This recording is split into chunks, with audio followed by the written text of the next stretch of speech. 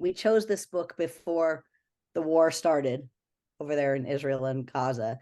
And I feel like it was kind of a guided choice. I really appreciated the opportunity to learn more about what that experience was like for somebody who lived it, and what it was to be there and to be experiencing all the prejudices. So I'm excited to talk about it, and I thought it was a great book choice. Thank you. And why don't we go ahead and start? We may have a few more join us, but since we're here, let's begin. And Pamela Glasser from the Spiritual Life team is going to go ahead and lead our discussion today. So I'll turn it over to her. Thank you, Anne Marie and Katrina, for your introductions.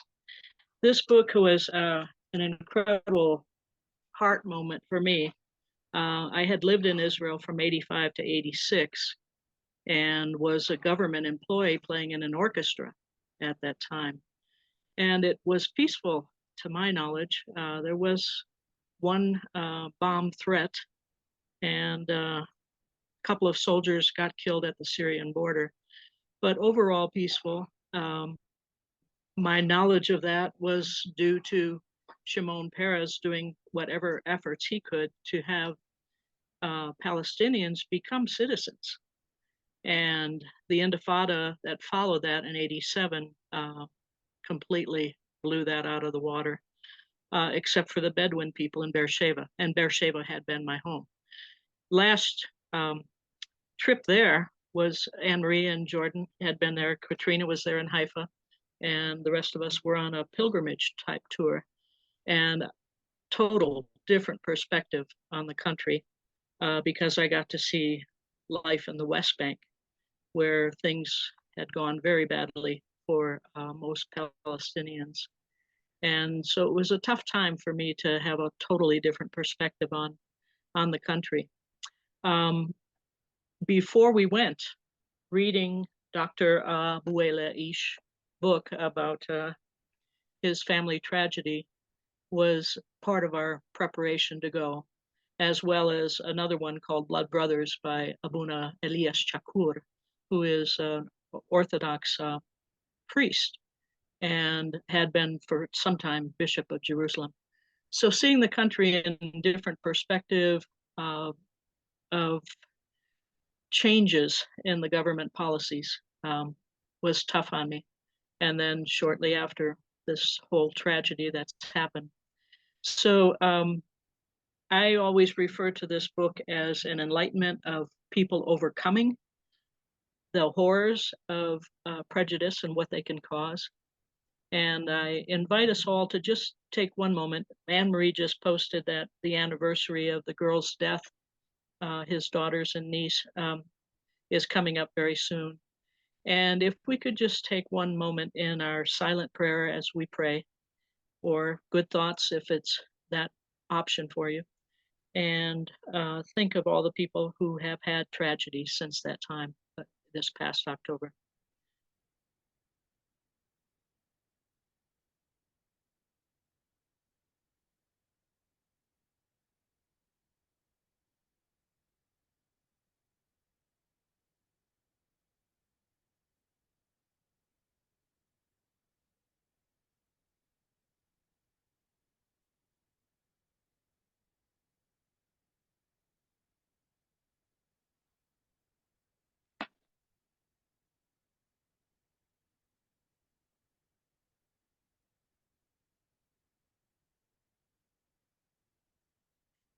At this time now, anyone that would like to open up their own ideas about the book, I hope everyone has had time to read it. If you have your video on, you could physically raise your hand. If you know how to use the raising your hand in the video options, they are down below. I think we have that open, don't we, Anne-Marie? That they could also do that. Sure. Yeah. I think Pamela Stimson is raising her hand. Okay, thank you very much. And I don't see her on my screen, so let me see if I can get full view.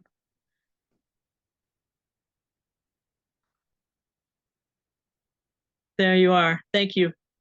Go ahead, Pamela, unmute yourself as you will, and the rest of us stay muted so we can keep our Wi-Fi feed going.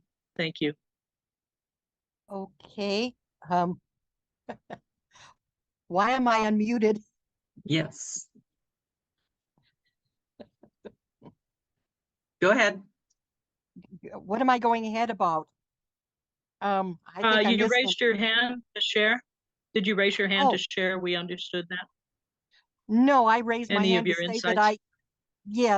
well, it's a very good book. So is the one our book group just finished, Jesus and John Wayne.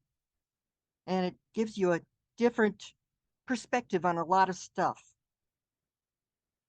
Barbara Grossi's been running the book clubs, and she's doing a fantastic job.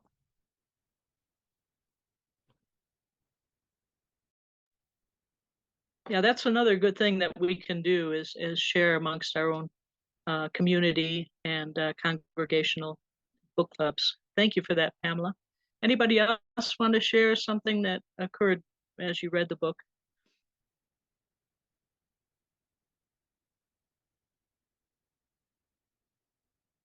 Okay, I'm seeing, there we go. Thank you very much. Thanks, Kathleen. Hi, this is Kathleen. Our book group we really haven't officially started yet. And so I've read like the first chapter and started the second chapter. So I don't know if you should say spoiler alert before you go too far into it, but I think this is a very timely book. Just reading him trying to pass over through the checkpoints was just, I've traveled a lot and I can't imagine what kind of temperament you would have to maintain your patience as you go through those hundreds of checkpoints. I know I don't get very patient after a couple of them. So anyway, I don't know if the rest of our book club we're the nighttime Zoom book club led by Barb, and which she's a lovely leader, we appreciate. But I don't know if the rest of the people have read into the book any further. That's all. Thank you, Kathleen. It looks like Robert Gerard. Yes, I haven't you share? finished the book, but I have been through the checkpoints between Jordan and Israel. And you are dropped off by a bus outside the checkpoints, and you walk through into the building, and you stand in a long line waiting for something to happen. And your luggage, you can put into a slot that goes into a big pile of luggage inside, or you can pay somebody a bribe to take care of your luggage and pass it through. And you can pay a bribe also to get you through faster if you want to do that. I didn't do that. Holly and I did not do that. And once we got into the building after about a 45-minute wait outside, it was mass confusion with people standing all over the place through further checkpoints. And you could see the piles of baggage to our right just piling up, just being thrown in there helter-skelter. And it was turned out that it was 1 o'clock, and it was still lunch hour for those who were to process us. And so there was enough for 5 lines, but only 1 line was being processed. Finally, after another half an hour, the processing began to go through. But while we were waiting, I was able to talk to the Palestinians, and I saw what was going on, and I had seen Palestinian settlements. And so talking to them, I was able to let them know that there are Christians in the United States who empathize with them and have seen this go on. And we think that this is a horrible way to treat people. And finally, after 2.5 hours from the outside to the other side, we were able to get through. And yeah, talking about testing your patience and being polite to everybody as some people would move in front of you in the line when they weren't supposed to. Interesting test of Christian faith.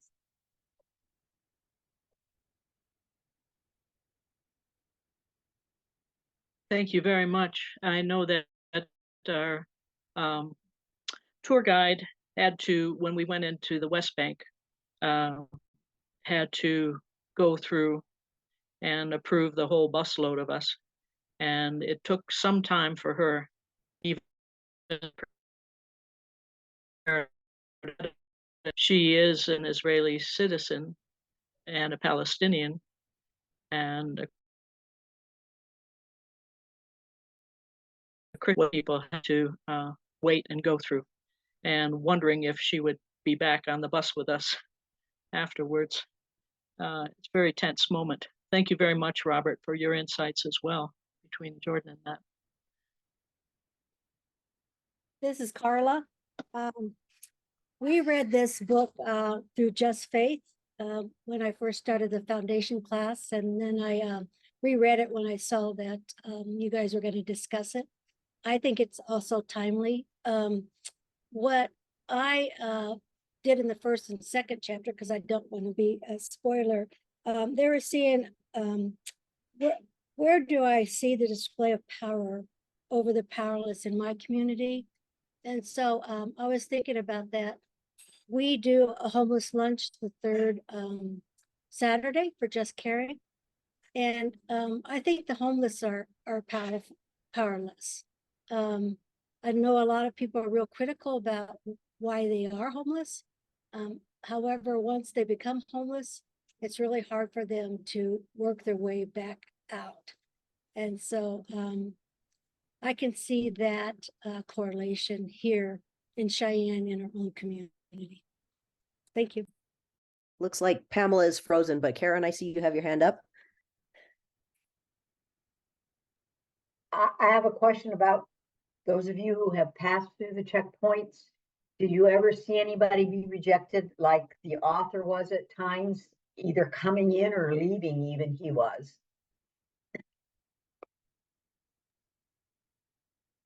It was so crowded in there, I couldn't tell who passed through and who was rejected. So sorry, I couldn't help you on that one. Kathleen?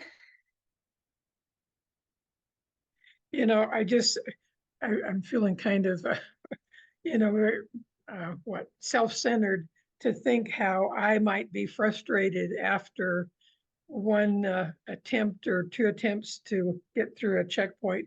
But I think about all the people that have to do that on a daily basis or weekly basis, where he said he had to go back and forth to either go to school or go to work. And now, I guess, I don't even know if you can get through the checkpoints into Gaza, but I just think of how well, it just didn't seem right. I'm sorry. It's like, why in the world are these people are they prisoners? Maybe somebody knows the answer to this. Are Palestinians prisoners? I mean, because it's like, why do you have to go through all this? And I don't know. I don't want to be so self-centered that I'll just tell you one story. I was going from during COVID, after COVID, trying to get from Denver to Egypt. And in Germany, they questioned my papers. And I don't know if you've ever been in a situation where they say, everybody except Kathleen Peterson board the plane. And I was just like, oh my God.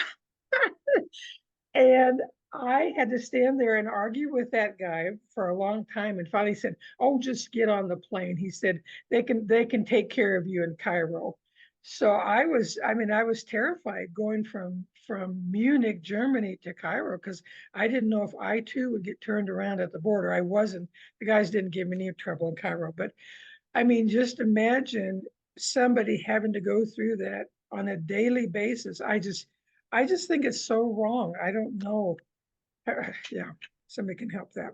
Another tragedy I was made aware of is that many people who have orchards and vineyards and gardens, and especially with olives, there's a 3-day window. When they ripen, they have to be shaken out of the tree immediately. And people have been blocked from doing that. But even a more horrible tragedy is something called the Parents Circle. A Muslim woman and a Jewish Orthodox man were paired up to share their tragedies as parents.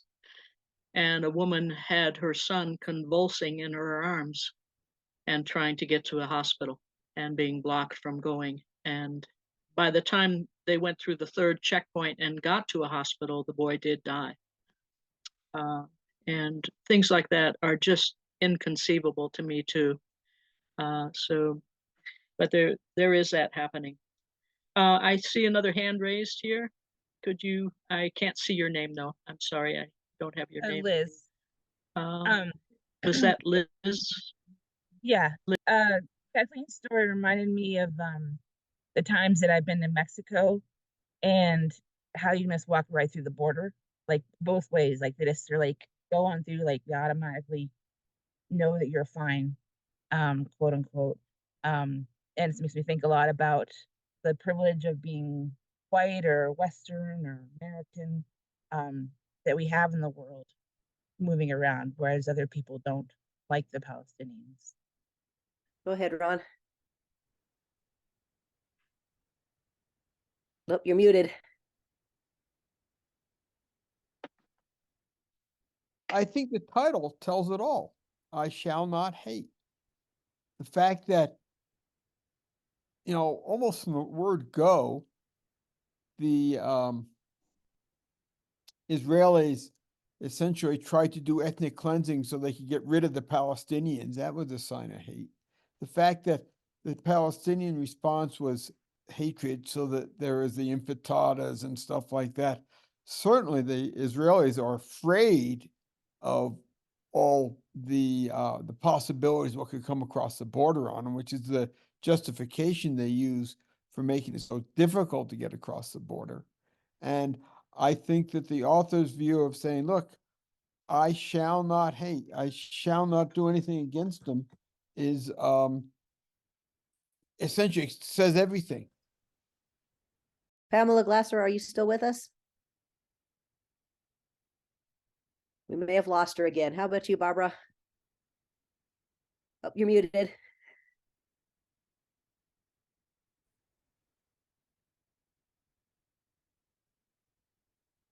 Can't hear you.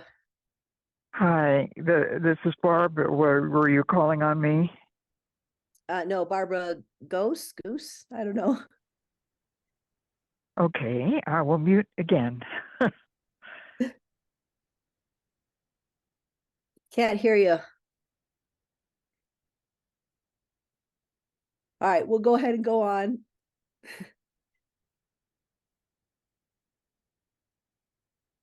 Carol.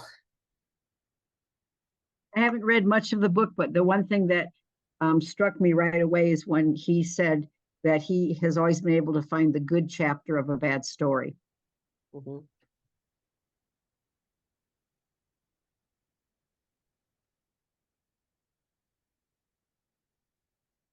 I think Ron makes a really important point when he says that, there's I shall not hate needs to cover both sides. Both sides have their story and both sides have their reasons, and not that there's ever a good reason to fight, but to try to look at it fairly and see both sides of the story is important. Kristen.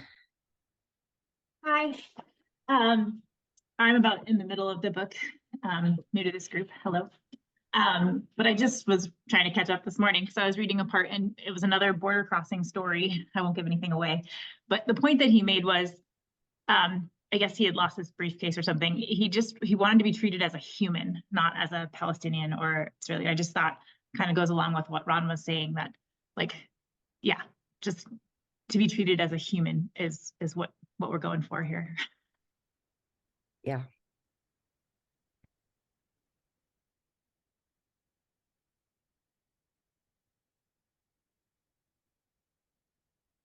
Yeah, Karen? I wonder if anyone who's been there can give more insight into why it is that the US supports Israel in the current war. And Biden does say that they've got to stop hitting the people that have died.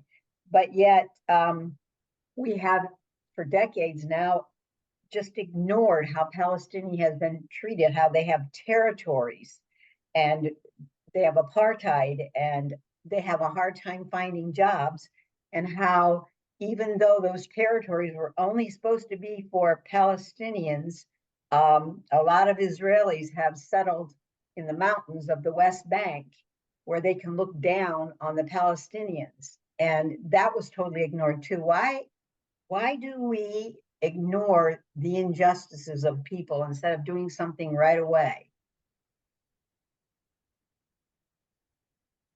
That's a great question. Robert? Yes, I saw in Israel and I saw on the West Bank different projects that had been funded by the US government. And there were signs there that gave thanks to the US government for funding these projects of water and farming and fields. And I thought about the same thing. Why does the US seem to just side with Israel when they're actually giving money to Palestinians and helping them to build projects and buildings and a better way of life? And I'd sure like to talk to some people in the US government about this two-sided thing that goes on. So I can't answer that question, but I wonder the same thing after having seen that. And then the gentleman with Carol had his hand raised. I don't know your name. And we can't hear you. One thing I was going to say is when I was younger and the 6-Day War was going on, I thought it was great that Israel was able to kick the heck out of the Egyptians and the Jordanians and whoever else ganged up on poor little Israel. Little did I know how well the Israelis were running the media. They have, even to this day, you can go and hear about all of the poor Palestinians getting bombed to hell. And then they show on the Israelis, oh, all these women got raped during that October 7th thing. How horrible, how horrible. And it almost overrides what the Israelis are right now doing to the poor Palestinians. And one of the things I would say, we have given a minimum of $3.2 billion every year, a blank check to the Israelis, okay? I think from now on, people have asked, well, how are we going to pay? Who is going to pay for rebuilding Gaza? I think that 3.2 billion should now be going to Gaza, not to Israel. Anyway, as I was getting older, I started learning what was going on with the Israelis and the Palestinians. Back in 1948, there were only 500,000 Israelis in the whole country versus about 5 million Palestinians. Now there's what, 10.2 or 10.5 million Israelis in Palestine, what I call Palestine now, not Israel. And where are all the poor Palestinians? They're in Jordan, they're in Egypt, and other places, Lebanon. They've been driven out. They have been treated just like the white man treated the Indians in. I don't know what we can do about it. And I'm absolutely ashamed that our president is continuing to provide bullets and bombs to the Israelis. That should not be done. It should have been stopped 2 months ago. But it continues, and it's because of how they can manipulate the media. Anyway, I won't say any more. Well, you bring up an interesting point, Mr. Mithia, about, what can we do about it? And I wonder if we can, talk about that a little bit and see if, we as an interfaith community have some ideas about what can be done to mitigate these kinds of prejudices. And I saw Chelsea Lee and Karen had their hands up. So Chelsea? Yes, Chelsea. yeah, I guess several things. I mean, one is, kind of follow up on what what Bob Mathieu was saying is that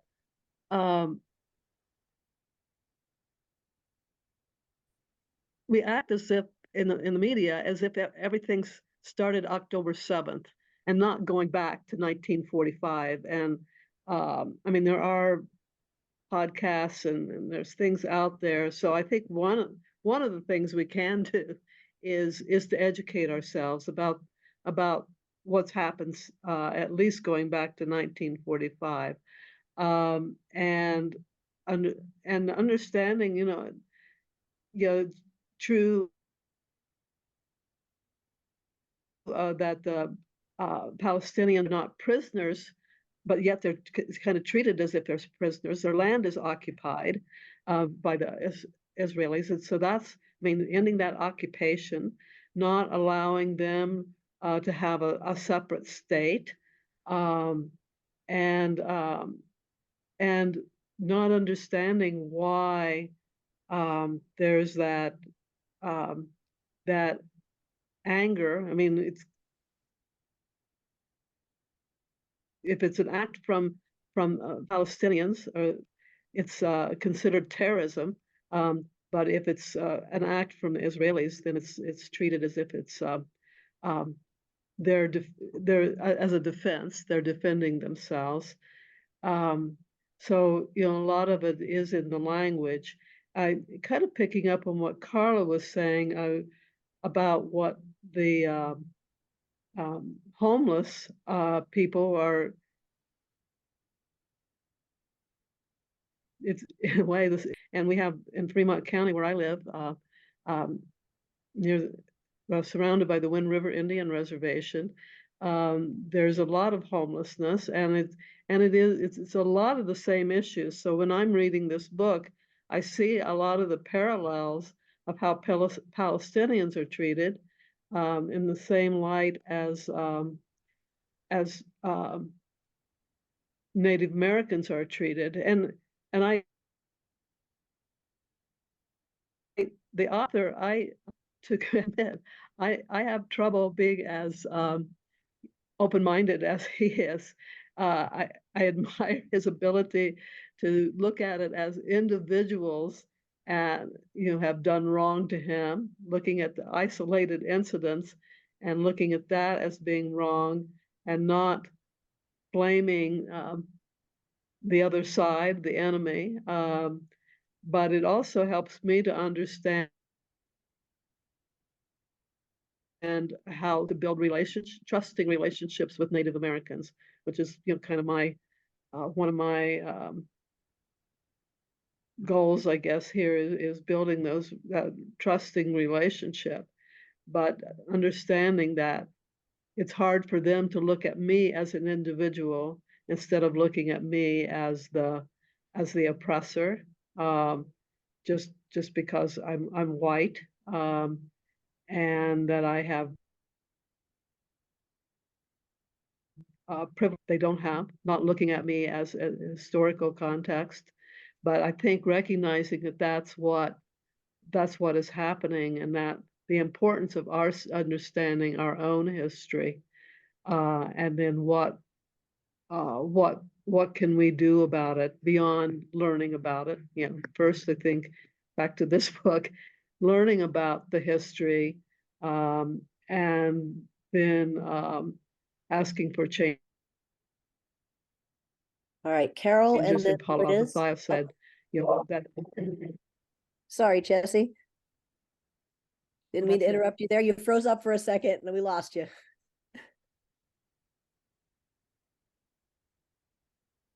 So Carol. What I was just saying is that, with Bob Mathieu proposing a solution, asking that instead of U.S. aid going to Israel, that that aid needs to go now to rebuild Gaza. Thank you.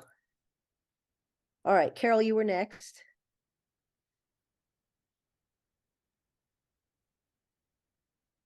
That was me again, waving my hand. Yep. We have a little difficulty here sometimes. One thing, just a little personal note. After the October 7th thing, they had a little meeting at the synagogue here in Cheyenne to support Israel, and I went to it. And they had a soldier from the Israeli Defense Force make a little statement saying how they defended the Palestinians, they look out for them and everything else. At the time, I was still a little upset with the Palestinians because of what happened with Hamas. But now I would be awfully hard to restrain myself if I ever met that guy again and didn't call him a liar. Because I don't believe him anymore. From what I've heard, the poor Palestinians on the West Bank now, there's been over 360 killed by what they call the settlers. These are the people that are new Israelis that came from Eastern Europe. And a lot of them, their trips were paid by some of the evangelicals, the far right national Christians, I call them, in our country. Well, I spent 3 months or 3 years on and off, 3 months there and 3 months home in Kiev. And whenever I was in the airport, I always saw anywhere from 5 to 30 Eastern Jewish people going to Israel to immigrate. And boy, you didn't want to step in front of them. I'll tell you that. They'd run right over you. And these are the people, they are allowed to get AK-47s and M16s. The poor Palestinians can't get anything. They're not even a water gun. It really is getting a lot worse than what I ever thought. And I really don't have much hope for what's going to happen. I don't know. Anyway, I'll stop again. Thank you. Liz, and then Carla, and then Karen.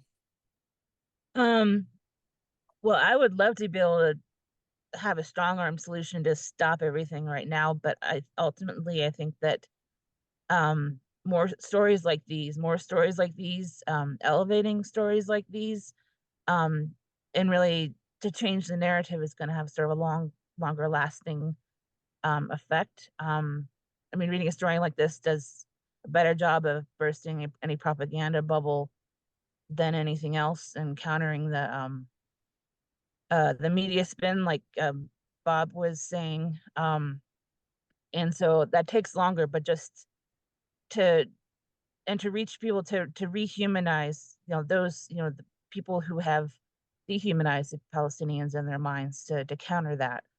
And I think story is ultimately the most powerful thing that can, because that's what drives everything else, that drives policy decisions, that drives individual actions of violence, and so on. And the last thing I like to say is that what always comes to mind with this thinking about the situation in Israel and Palestine is, when I grew up, hearing about the troubles in Northern Ireland. It was on the TV all the time. Like that was all I knew. And then in college, I remember, talking with a friend of mine, saying, well, that's never going to end. It'll be going on forever and ever. And that was sort of about the time that the Good Friday Agreement happened. And it's a very fragile peace, but it's been peaceful there, kind of a détente, for about 20 years now. And obviously this Palestinian Israeli conflict has been going on for longer. But I hold space to be surprised in the situation. Yeah, thanks, Liz. Carla, you were next. Just 2 points. What Jesse was talking about, the history. I think there's that saying, if you don't pay attention to history, it's doomed to repeat itself.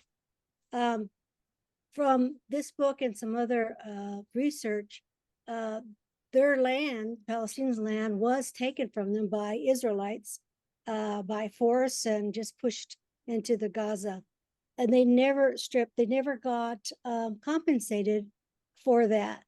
And so people that are thinking, why don't they just get over that? It's a done deal. It's the same thing as the Indians in terms of their land being taken over and then pushed on reservations. And so why can't they get over that? It's history. And until that two-state solution is in place, they only get the Gaza Strip. But at least they would have their own union. So that makes me upset when people think, well, these poor Israelites, well, they did this they took over the Palestinians' land, didn't pay for it, the vineyards, everything. So that gets into the book.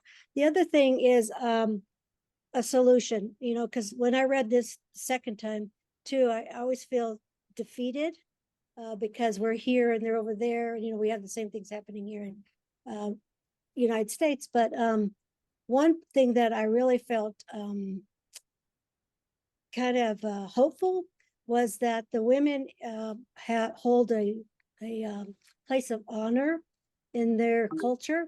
And so the younger women, just like our younger generation, are meeting with Palestinian Israelites in terms of a group. I can't remember the name of the group that, I don't know if it was mentioned in this book or one of our videos when we were going through it with Just Faith, but they're working together to discount myths about each other. And then once they get together and they start working together, they understand how it feels to be in the other person's shoes. So I think at that time, if I can get the name of the association, I donated to that. And I'm thinking that's something I'd like to do because I feel helpless here too. I can't go down there and make them have 2 states or any of that other stuff, but there's some little things we can do. So that was just my 2 cents. Right, thanks. Yeah, I appreciate that perspective. Karen? You're muted. Yeah, There we go. I have another question. I wonder if somebody knows the history better to be able to explain to me the mindset, the reasoning of why it is that if you say in the United States that you support the Palestinians and that genocide is occurring, you are considered an anti-Semite. Look what happened to the college presidents. Why? What is the mindset that makes them say this? Ron? Republican majority have submitted a bill that says that if you are anti-Zionist, you're anti-Semitic. So for the far right conservatives, if you don't believe that Zionism is the way that Israelis should behave, then you're anti-Semitic. And I don't know if it's something that's been pushed by the Zionists themselves, or if it's something that the far right has come up with. You must realize that for evangelical Christians, one of the signs of the coming of, of the second coming of Christ is when Israel regains its domination over the Holy Land. So when that happens, all these evangelicals get, carried up to heaven, and everybody, including the Israelis, get to suffer here in hell. And so it's so incredibly, what should we say, venile that the Republicans back these people for that reason, that it's hard to say much more about it. And that might possibly be why Biden, who is full of empathy all his life, really believes that we need to stop. They need to stop bombing, and like it's genocide, but he's afraid to say it because he's afraid he'll lose people, citizens agreeing with him. You think that's it, or part of it at least? I think it is. I think it's very part of politics is that Israel is a holy land, and that we should back it, even though what I'm very, very what should we say? Hand raised. Yeah, I'm very impressed by the fact that huge numbers of Israelis have gone against the war, and huge numbers of Jews in the U.S. have demonstrated against the war. So, and those people are hardly anti-Semites. Hand raised. Okay, hold on. We got a whole bunch of people with hands raised, so I'm writing them all down in order. We're going to get there. First of all, Pamela, who was our original host, wanted to share, as Ron noted, I Shall Not Hate is the title, and Dr. Abuelish's foundation works in that direction. Parent Circle, which is the girls group that was referred to, joins to engender understanding to conquer grief. Elias Chakour works through integrated education. How can we work to broaden acceptance of those we might see as different? So that's maybe a question we can address when we're done with all of this one. But I wanted to get that in there since she mentioned the name of the girls group. Okay, so Kathleen was next. Thank you. Right now, of course, at the legislature, they're considering giving money to Israel and to God, my mind's gone blank. But anyway, I think we could, at least I'm sitting here thinking of writing to my delegation in Washington saying, do not give Israel any more money for bombs or bullets or guns or anything else until they quit killing all the Palestinians. I think it's ridiculous for us to support them in their effort, and they don't even want to stop long enough to get humanitarian aid in there. I mean, I just think all these people.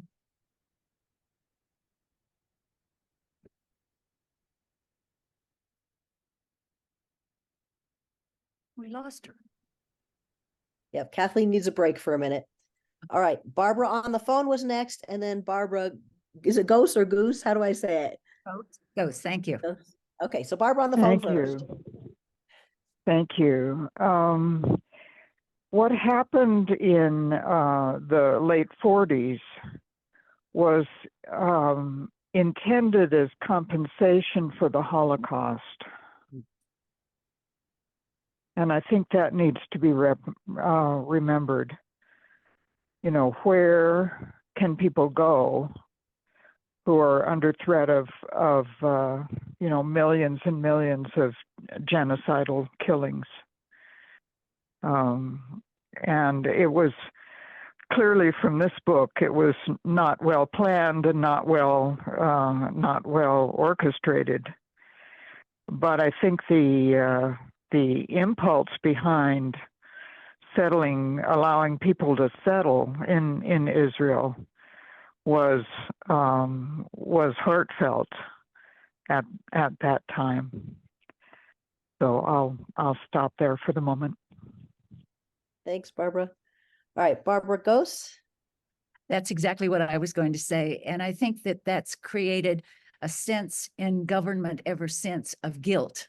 And so we perpetuate this priority of Israel. I think that's important. And thanks, Barbara, on the phone for mentioning that. The other thing I wanted to mention is that the author makes a distinction between anger and hate.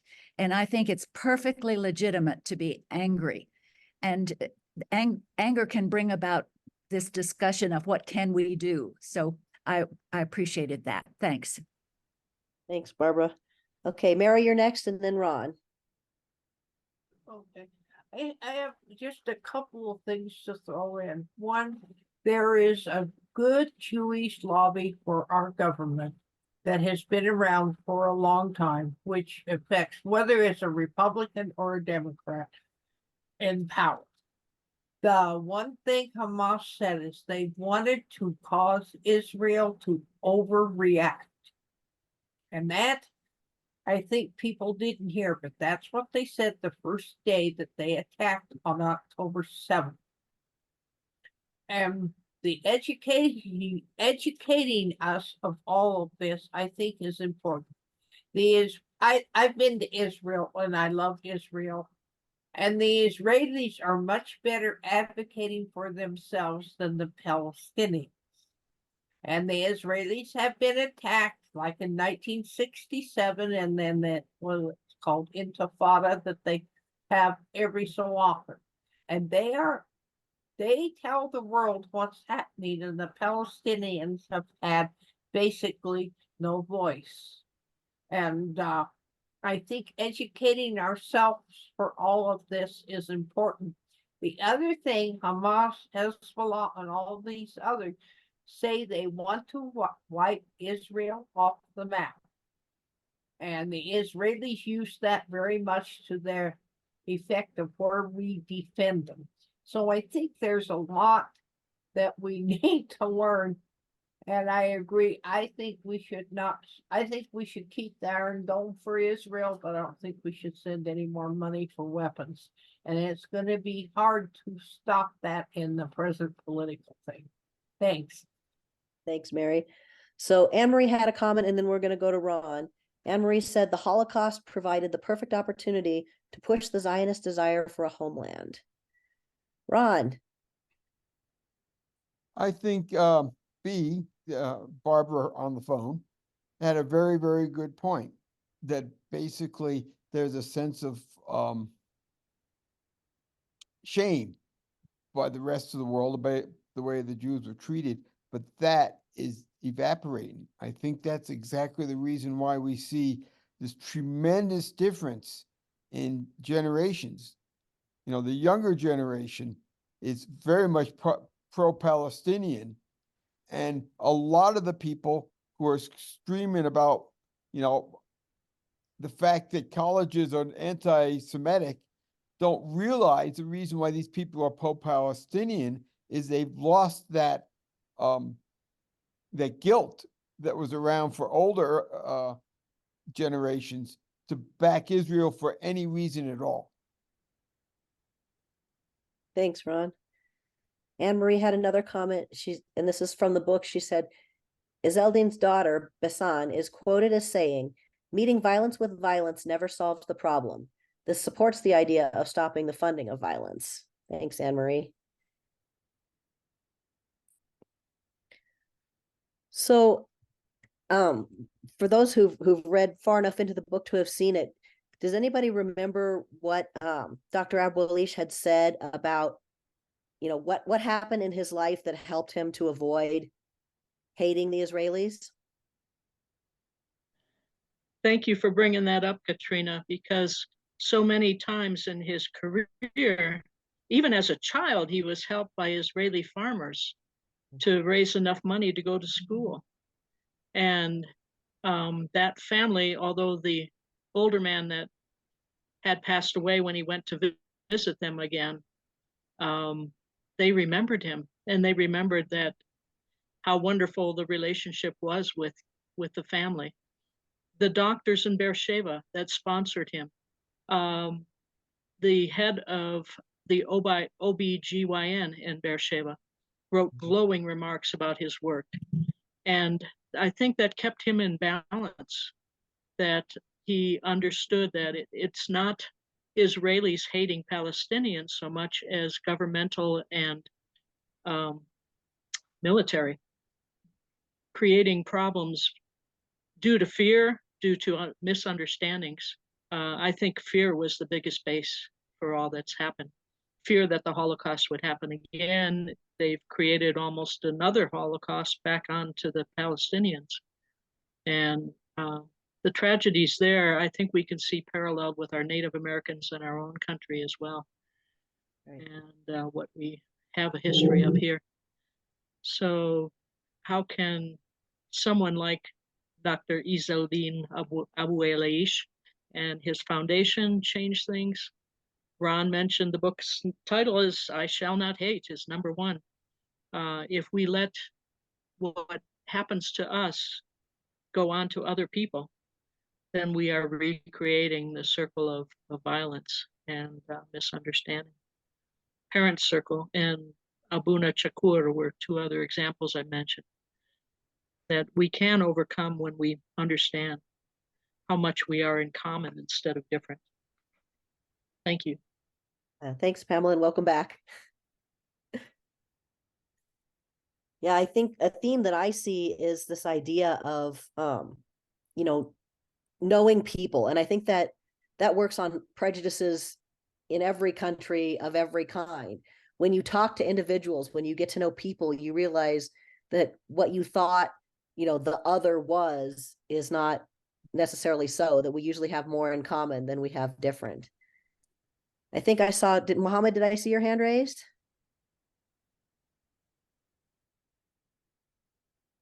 You're muted. Mohammed, we can't hear you.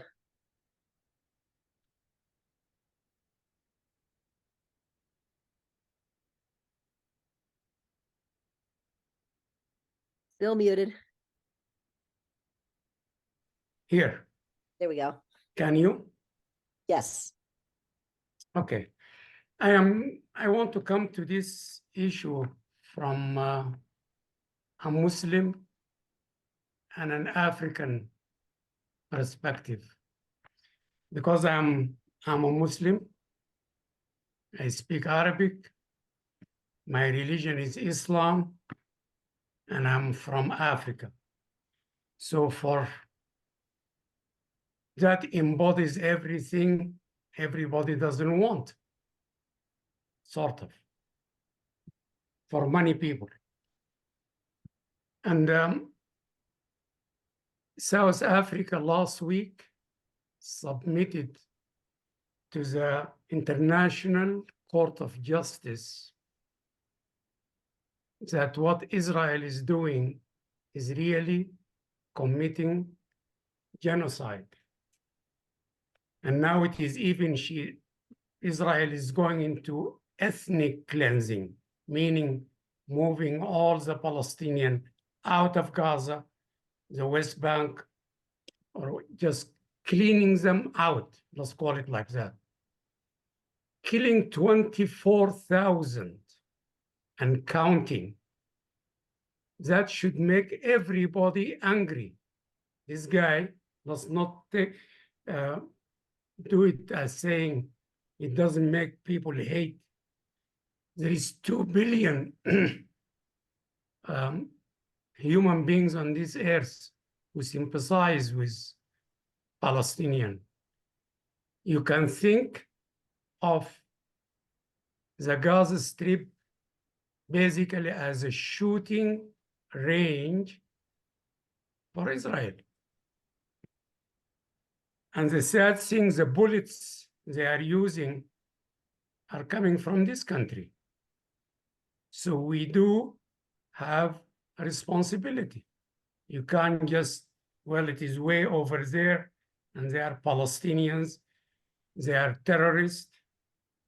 If you listen, and this is not publicized, about what some of the politicians in Israel talk about, they call Palestinian vermin. They call them, of course, terrorists. They label them all kinds of ways. And so you dehumanize them. And then to contrast that with the idea, if you ever mention the word Holocaust or anti-Semitism, then you are a hater of Jews. This is somebody who talks that in Cheyenne, Wyoming, some of my best friends, I'm not going to say, well, my friends are black. Some of my best friends, close friends, are Jewish. I used to go to the synagogue every Thursday. I studied the Old Testament with them. So anyway, South Africa, I go back to that. They submitted to the International Court of Justice. By the way, the United States is one of the few countries that does not recognize the International Court of Justice. I will let you ruminate on that one. Think about that one.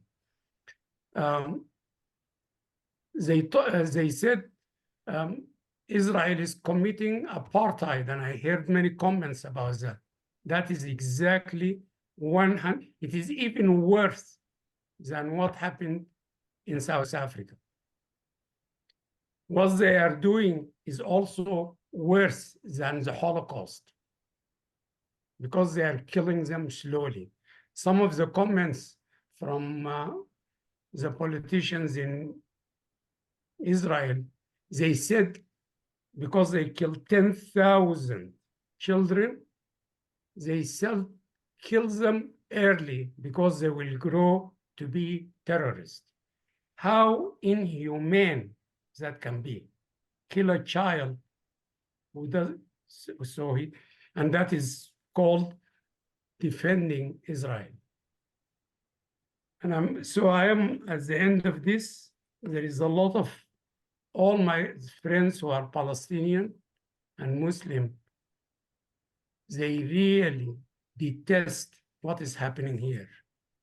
In some of those countries, they can't go into the streets because they are run by amirs and kings and dictators. So they don't have the freedom to be in the streets. So this is really, to finish it up, this is not going to be bode well for Israel, and the United States is considered the father of Israel. Israel is baby, but it's now the other way around. And so it is creating a lot of hate and anger. This guy said, I shall not hate, but don't count on that. There is a lot of angry Muslims, and you don't blame them. I am angry at killing 24,000 people and counting, just because Hamas, which I don't agree with what they did, killed 1,200. So I will stop here, and I can tell you, this doesn't bode well for the United States around the world. Thanks, Mohammed. Now we'll stop here. Kathleen was next, and then Karen, and then Mary. I didn't know if you had noticed Mohammed's hand was up, so I don't have anything else to say. All right, thanks. Karen, you're up.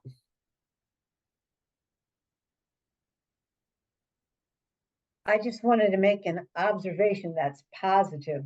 Someone made the good comment about how the younger generation doesn't see it the way the older generation does. And they've been protesting for Palestine. Well, as a teacher, when I started out teaching in elementary school, the only integration I had in my school was that 2 Black teachers were forced to come to my school and teach. And that was the first experience my all-white students had in a lower middle class neighborhood of Blacks. By the end of my teaching, I had, because integration was pushed more, I had people like me and Asian students, Black students, and Hispanic students. And never did the kids, if they ever had an argument, it was never over that.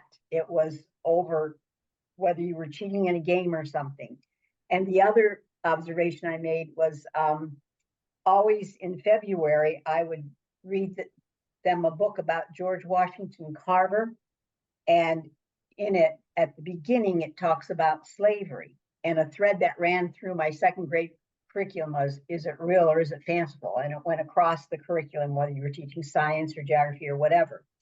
And thank goodness, the very first year I read this to my kids, one of my brightest students raised his hand and asked, is this real or is this fanciful? And I said, it's real. And so I knew every year after that to make sure I had that as part of my discussion, because these kids were not aware. And so we need to make the kids aware, and we need to integrate more, and then people see how all people are alike. So I want to leave on that positive note. Thanks, Karen. Mary, you were next. Well, I wanted to say, we also have to remember to separate the Palestinian people from Hamas, Hezbollah, and the terrorists. They are not terrorists, and I don't think we look at them as people, and I think that's important. Any more than a lot of the Israelis are not happy with Netanyahu's government. My son and daughter-in-law taught over there, so they have friends over there, and I got that from them, from their friends. They want the Israeli government changed. They are not happy with what's going on. So we have to separate the people sometimes from the government, and that includes us too sometimes when promoting something we shouldn't. And I'm so pleased to hear about the young people looking at it differently, because this is so important. Thank you.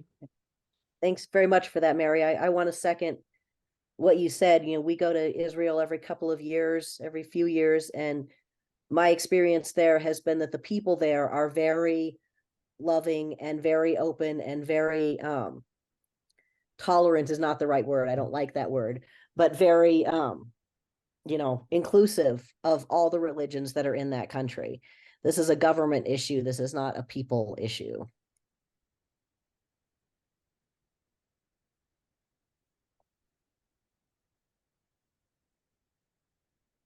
All right, so let's seeing no more hands, let's go back to the book. Oh, and I just so you know, Anne Marie has posted in the chat an opportunity to list suggestions for what we can do. So if anybody wants to add to that, that would be great. And then if we go back to the book, there's some really great quotes in here, and I'd love to hear what your favorite quotes were from the book.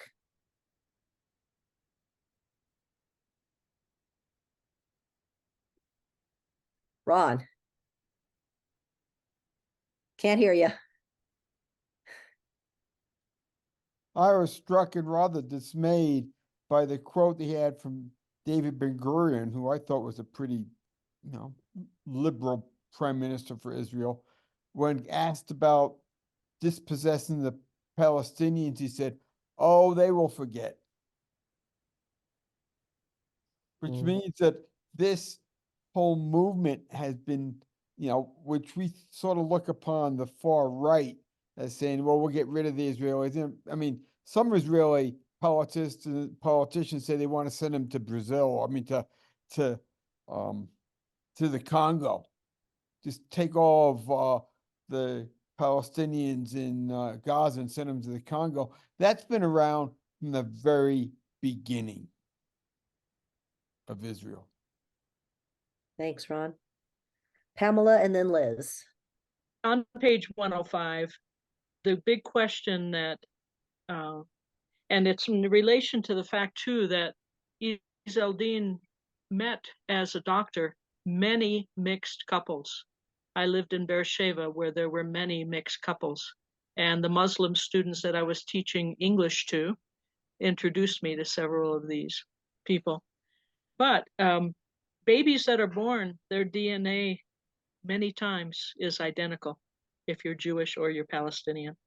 And on page 105, the question that Dr. asked was, can the true thread of Semitic roots unite? And that's what I saw in Abu Nachakur as well. He says, we are blood brothers. Why don't we treat each other? Not like Cain and Abel, but as brothers that love one another. Thank you. Thank you.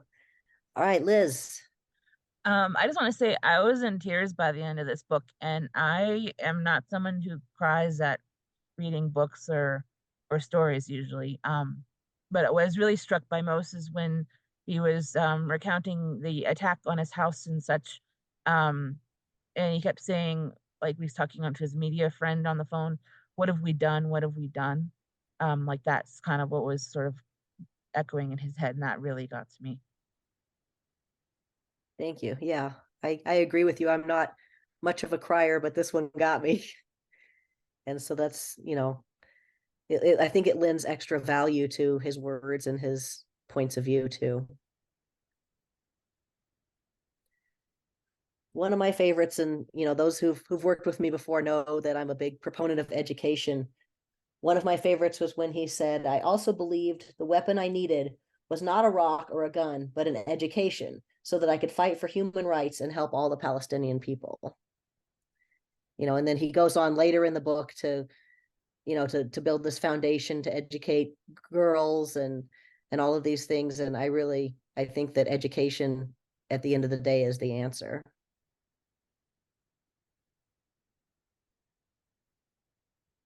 Anybody else have a favorite to share?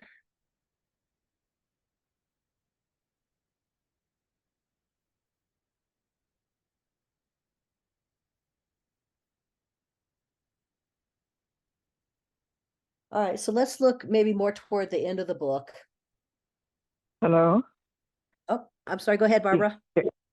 Yeah, I had a couple of favorites. I just had to pull them up here. Page 78. Okay. So I will always do the three things that Muslims do for the dead: share his knowledge and wisdom with others, pray for him, and give to charity in his good name.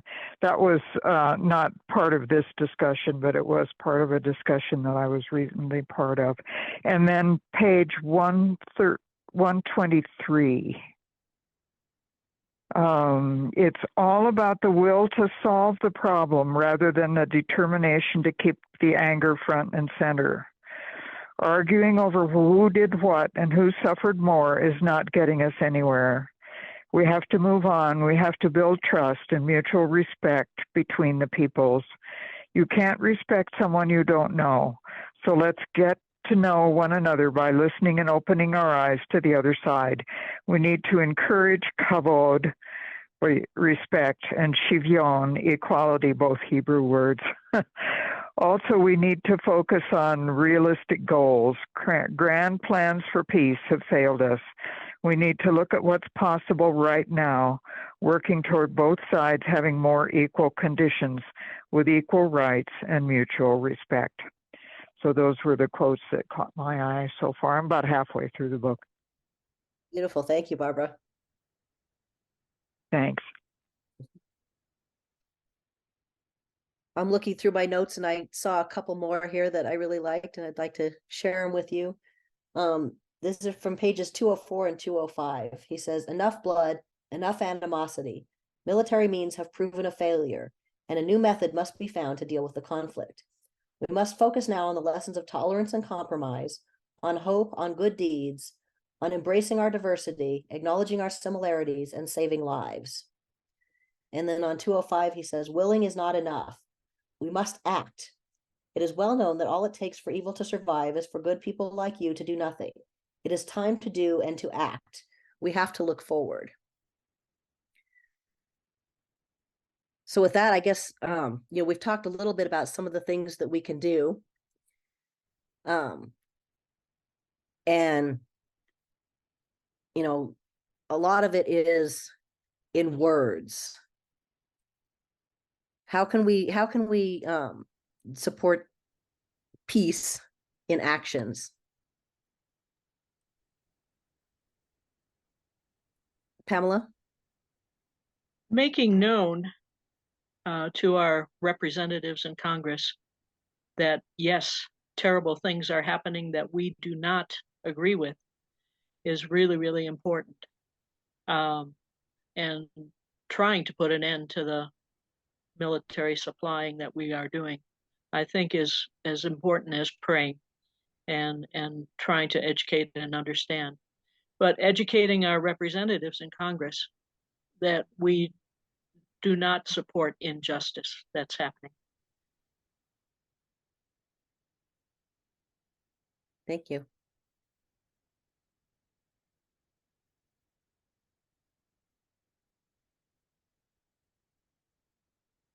We don't, oh, sorry, go ahead, Liz. I think that we're talking about words again, but the power of calling things like they are, like using the word genocide rather than skirting around it, and other, to say clearly when you're in conversation what's going on and not try to weasel around the situation. Be clear and direct. Yeah. Thank you. All right, so we're starting to run out of time, but I wanted to, actually Anne Marie had suggested that Barbara Ghost, could you tell us a little bit about the book club that you're doing on this book? Am I unmuted? Can you hear me? You are, yes. Okay. Thanks for this opportunity. The group is sponsored by Highlands Presbyterian in Cheyenne. We have members of the book group, which varies from week to week. We meet every week on Wednesday from 6 to 7. So we will do a couple of the intro and the first 2 chapters this coming Wednesday of this next week.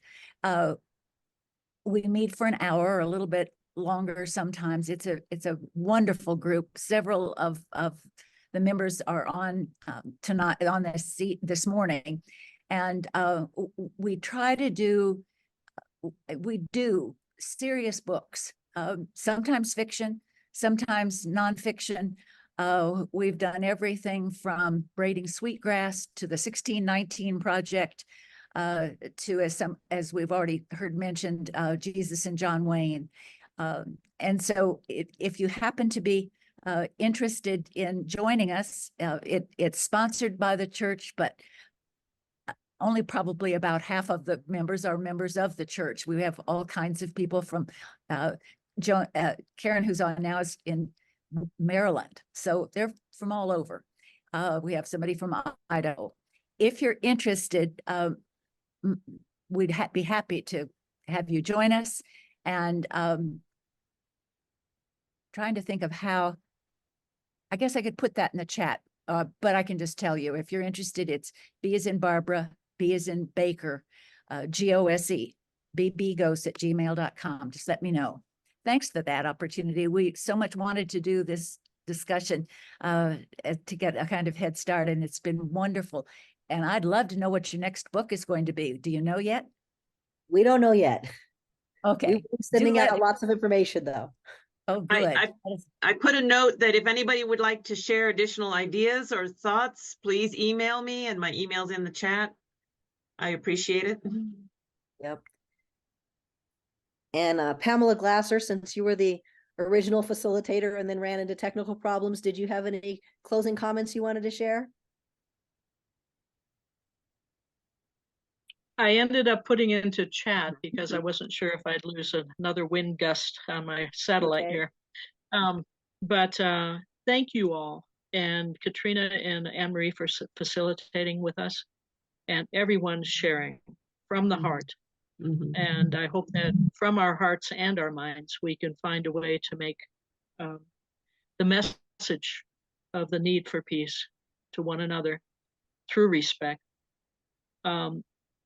When we use the word genocide, though, I do want you to know that most Israelis and most Palestinians are the same genetic group. And this is even beyond that. And when brother kills brother and sister kills sister, it's not a good thing. So I do hope that we can carry the ideas we shared and the great message that the doctor shared. And there are many others that can do that, continue in that. And let our politicians know how we really feel, because most of us were not in line with what happened January 6, 2001 either.